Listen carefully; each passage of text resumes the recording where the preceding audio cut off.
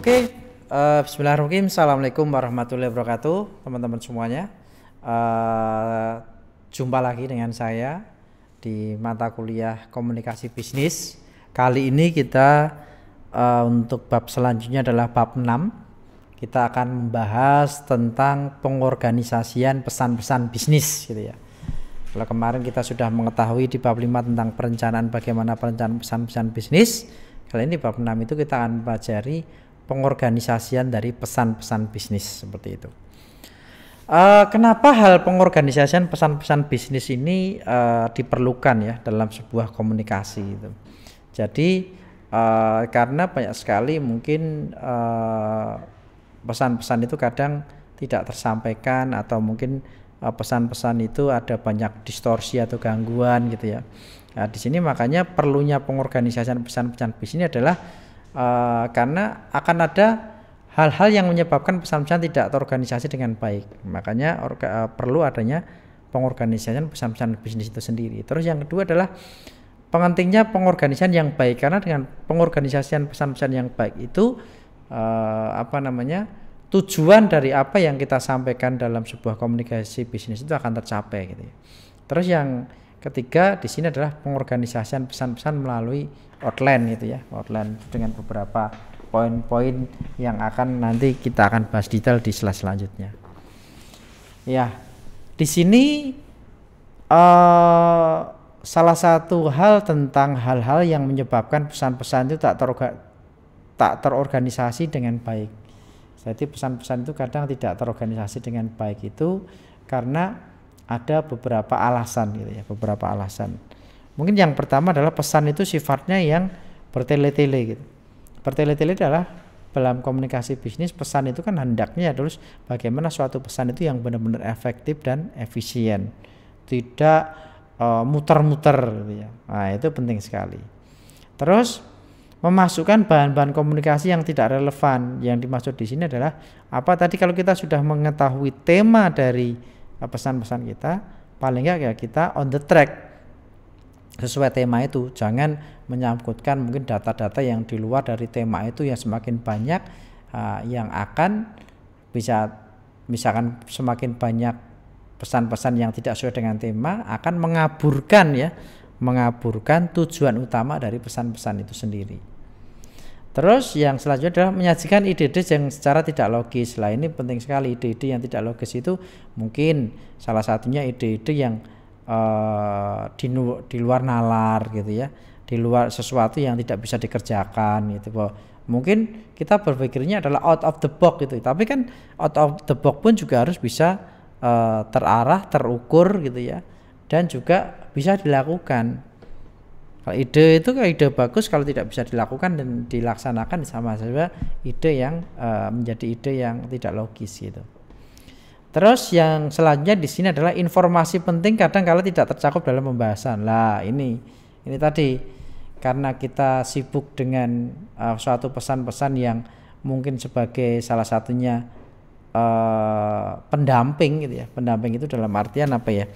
Memberikan tambahan-tambahan pesan-pesan yang tidak berguna gitu ya. Tadi saya sebutkan, makanya informasi pentingnya lupa, kadang tidak tersampaikan secara baik, secara bagus. Nah, ini juga akan menyebabkan pesan-pesan itu tidak terorganisasi dengan baik dan juga tidak terekam secara oke seperti itu.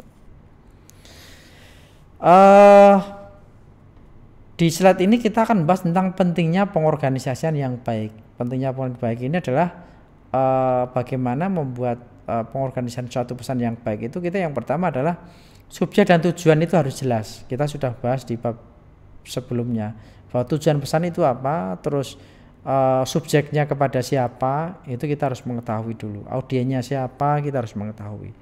Yang selanjutnya adalah semua informasi harus berhubungan dengan subjek dan tujuan. Tadi saya bilang informasinya itu jangan bertele-tele, jangan menyebutkan data-data yang tidak sesuai dengan tema yang kita bicarakan.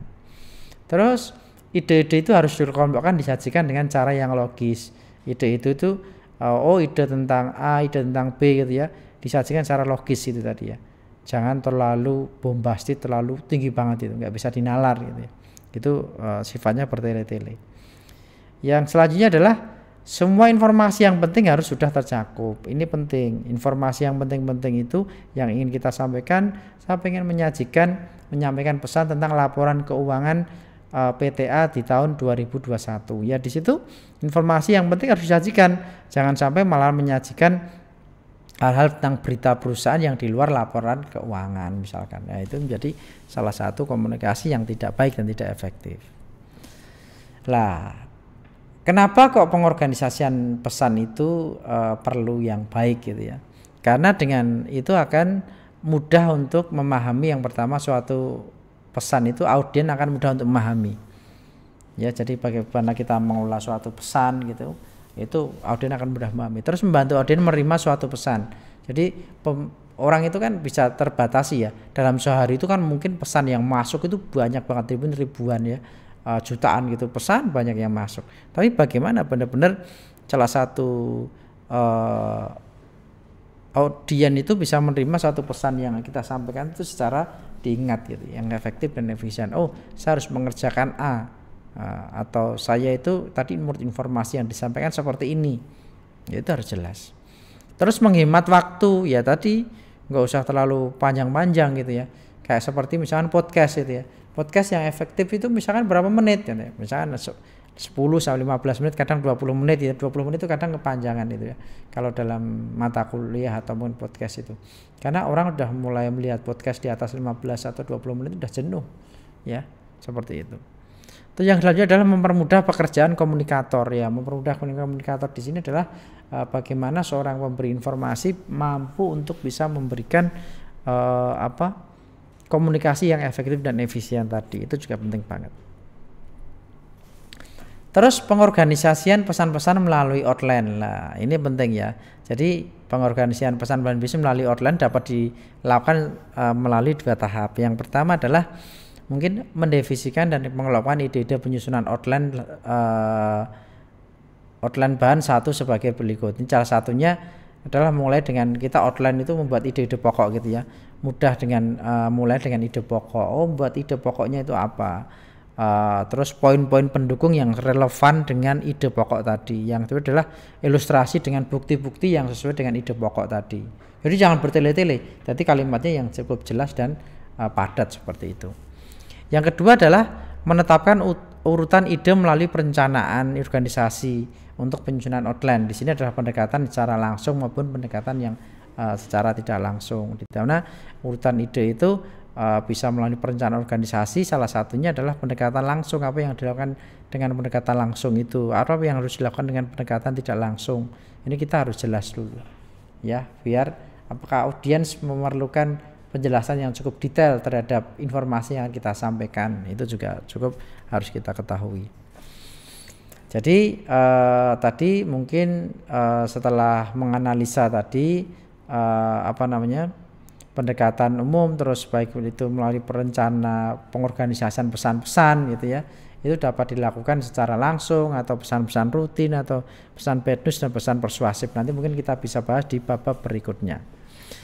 Oke, itu adalah bab 6. Tidak terlalu banyak selesai karena nanti kita akan lebih banyak melakukan diskusi ya, melakukan diskusi di dalam Zoom, di kuliah Zoom.